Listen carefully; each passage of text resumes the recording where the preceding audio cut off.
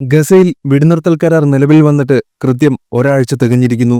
അതിനിടെ ഇസ്രയേൽ സേന നടത്തിയ വെടിവയ്പിൽ ഒരാൾ കൊല്ലപ്പെട്ടതായാണ് റിപ്പോർട്ട്. വടക്കൻ ഗസയിലെ വീടുകളിലേക്ക് മടങ്ങിപ്പോകാൻ ശ്രമിച്ച പലസ്തീനികൾക്ക് നേരെയാണ് ഇസ്രയേൽ സേന വെടിയുതിർത്തത്. വടക്കൻ ഗസയിലേക്ക് തിരിച്ചുവരാനായി ആയിരക്കണക്കിന് പലസ്തീനികളാണ് അൽ റാഷിദ് സ്ട്രീറ്റിൽ കാത്തിരിക്കുന്നതെന്നാണ് മാധ്യമങ്ങൾ റിപ്പോർട്ട് ചെയ്യുന്നത്.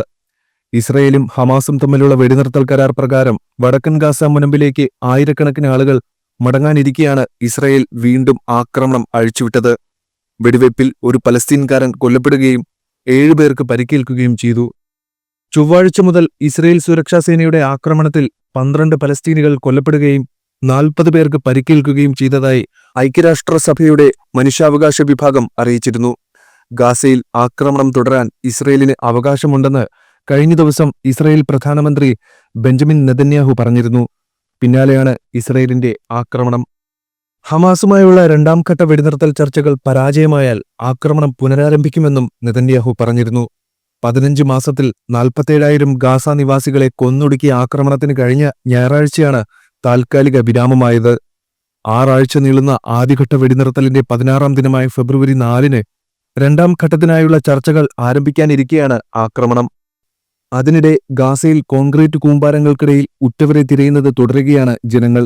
ഇതുവരെ 122 മൃതദേഹങ്ങൾ കണ്ടെടുത്തു. പരിക്കേറ്റ 306 പേരെയും ആശുപത്രിയിൽ എത്തിച്ചു.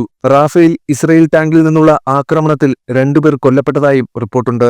ലബനനെതിരെയുള്ള ആക്രമണവും ഇസ്രയേൽ തുടരുകയാണ്. തെക്കൻ ലബനനിൽ ഇസ്രയേൽ സൈന്യം നടത്തിയ ആക്രമണത്തിൽ 2 പേർ കൊല്ലപ്പെട്ടിട്ടുണ്ട്. മരണസംഖ്യ ഉയർന്നേക്കുമെന്നാണ് റിപ്പോർട്ട്. തെക്കൻ ലബനനിൽ ഹിസ്ബുള്ള പതാകയുമായി എത്തിയ താമസക്കാർക്ക് നേരെയാണ് ഇസ്രയേൽ സൈനികർ വെടിയുതിർത്തത്. ഇസ്രയേൽ അധിനിവേശ ഗോലാൻ കുന്നുകളുടെ അതിർത്തിക്ക് സമീപമായിരുന്നു ആക്രമണം. ആക്രമണത്തിൽ 31 പേർക്കെങ്കിലും പരിക്കേറ്റതായി ലബനീസ് ആരോഗ്യ മന്ത്രാലയം പറയുന്നു. ഇസ്രയേൽ സേനയുടെ സാന്നിധ്യം വകവയ്ക്കാതെ താമസക്കാർ വീടുകളിലേക്ക് മടങ്ങുന്നതിനാൽ പ്രദേശത്ത് സംഘർഷാവസ്ഥ നിലനിൽക്കുന്നുണ്ടായിരുന്നു. ഇസ്രയേലും ഇറാൻ പിന്തുണയുള്ള ഹിസ്ബുള്ളയും തമ്മിലുള്ള വെടിനിർത്തൽ കരാർ പ്രകാരം ഞായറാഴ്ചയോടെ സൈന്യം പിൻവാങ്ങാൻ തീരുമാനിച്ചിരുന്നു. എന്നാൽ പിരിഞ്ഞുപോകാൻ കൂട്ടാക്കാതിരുന്ന ഇസ്രയേൽ സൈന്യം അവിടെ തന്നെ തുടരുകയായിരുന്നു.